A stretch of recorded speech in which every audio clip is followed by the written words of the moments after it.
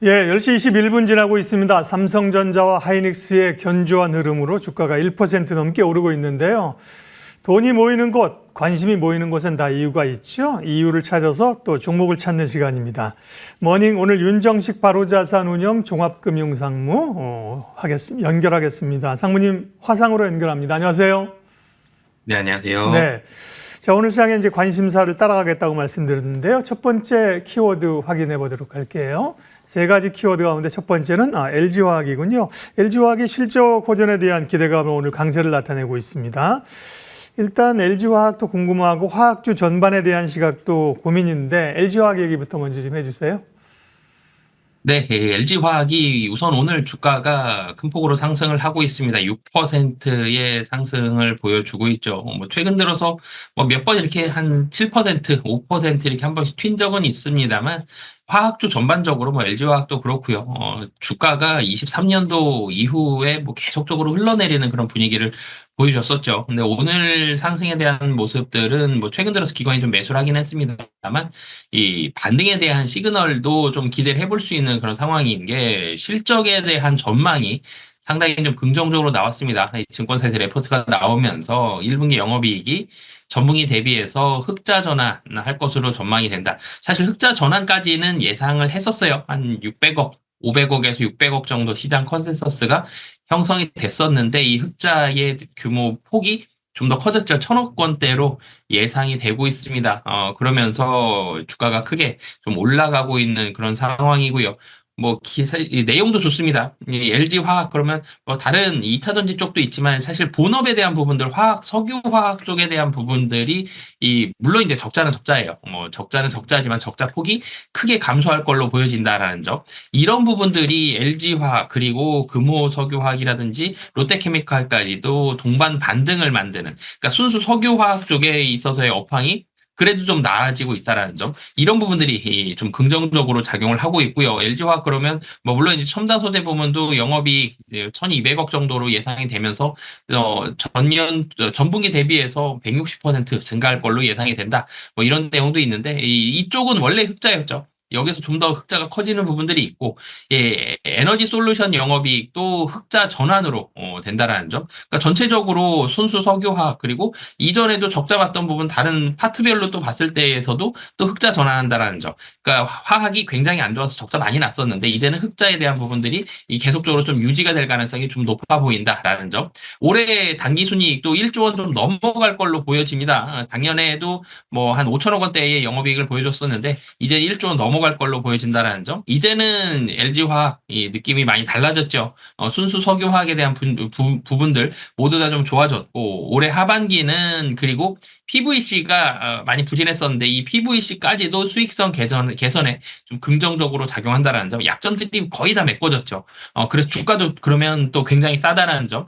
이런 부분들이 또 부각이 될 수 있기 때문에 지금 PBR 0.5배 정도고요. PER도 19배 정도 수준으로 상당히 많이 떨어져 있습니다. 이 PBR, 특히 PBR 부분에 있어서도 정상화를 찾아갈 수 있다는 점, 이런 부분들이 복합적으로 긍정적으로 작용했다라고 보시면 되겠습니다. 네, LG화학에 대한 평가들이 좋고요. LG화학은 2차 전지로도 말씀하신 것처럼 좋은 소재들이 많고, 그럼 화학주 전반에 대한 고민을 좀 살펴볼게요. 사실 롯데 같은 경우 케미칼이 어려우면서 얼마 전에 사실은 빌딩도 담보로 잡고 이러지 않았어요? 롯데 케미칼이나 금호석유나 전통적인 그런 화학주들도 좀 올라올 때가 됐는가? 여전히 아직은 아니라고 보시는지 전반적인 시황은요?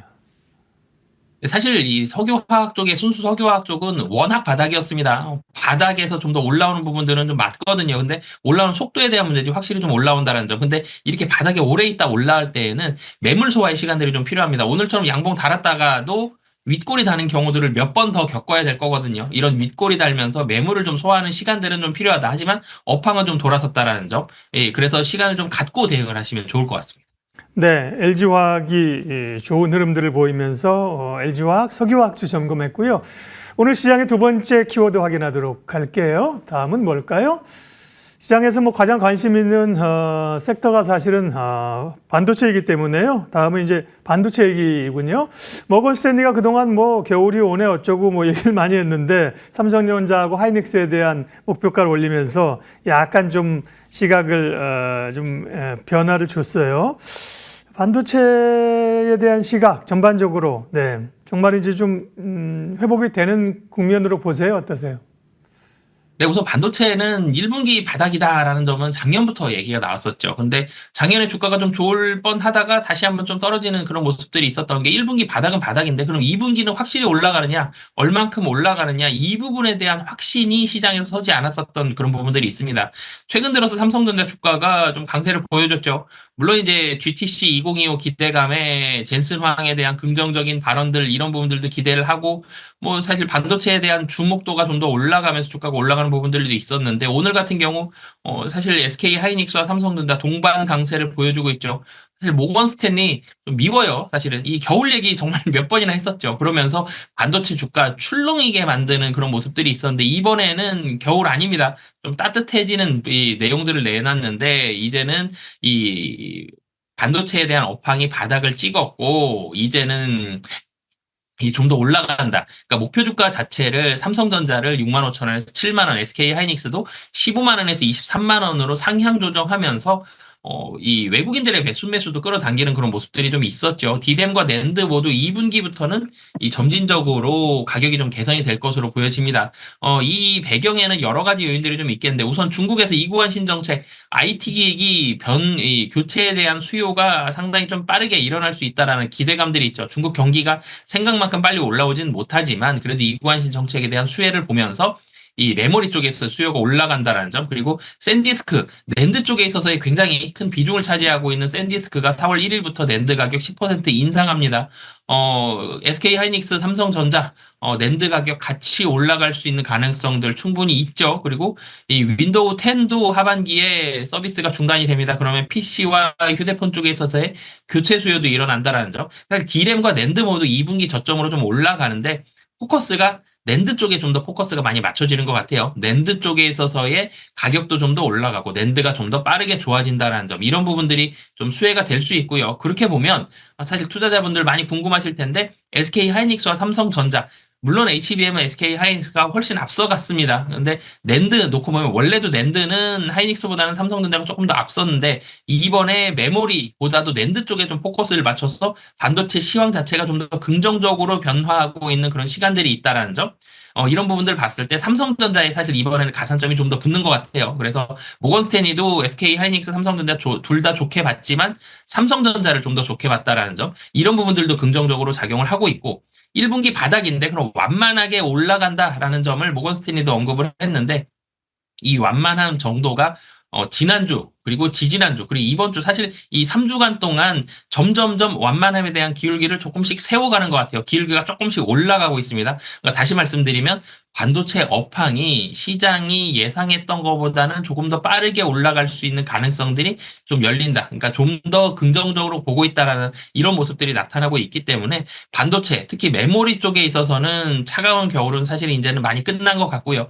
봄이 온다라는 점, 2분기부터는 확실히 좀 올라간다라고 보시면 좋을 것 같습니다. 네.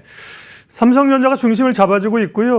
오늘 보면 뭐 소재, 또 그다음 삼성의 어떤 밸류체인들 이런 쪽이 강합니다. 한솔케미칼이 지난번에 움직였었고요. 오늘은 보면 뭐 동진세미캠, 워닝머티리얼스 이런 기업들이 5%, 7%고요. 기판, 심택은 13% 오르면서 소부장 쪽으로의 온기까지 확산이 되는 것 같아서 네. 좋습니다. 시간상 반도체 얘기는 여기까지만 하겠고요. 다음 세 번째 키워드로 넘어가겠습니다.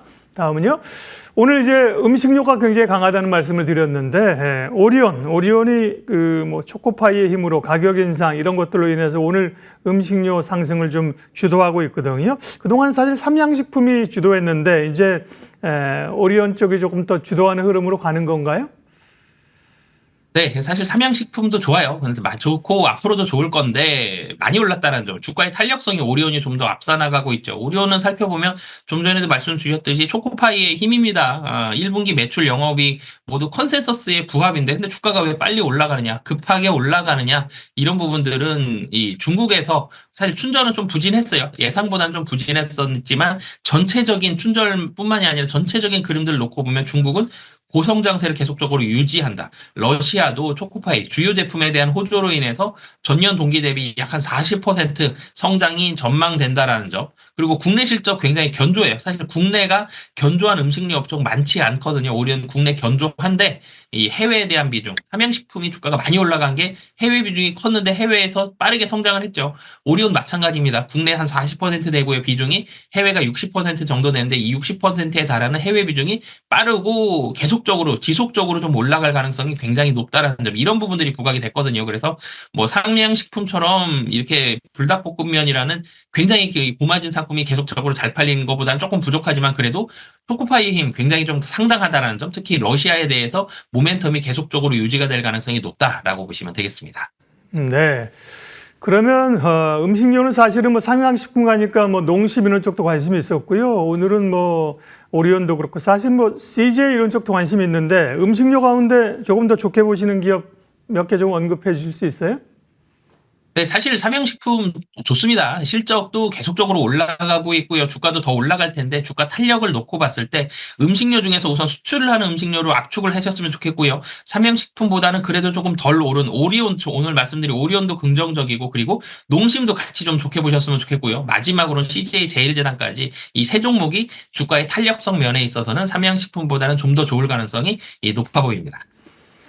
네, 돈이 모이는 곳 머닝 전략 바로자산 운용 윤정식 상무님 함께했습니다. 고맙습니다. 네, 감사합니다.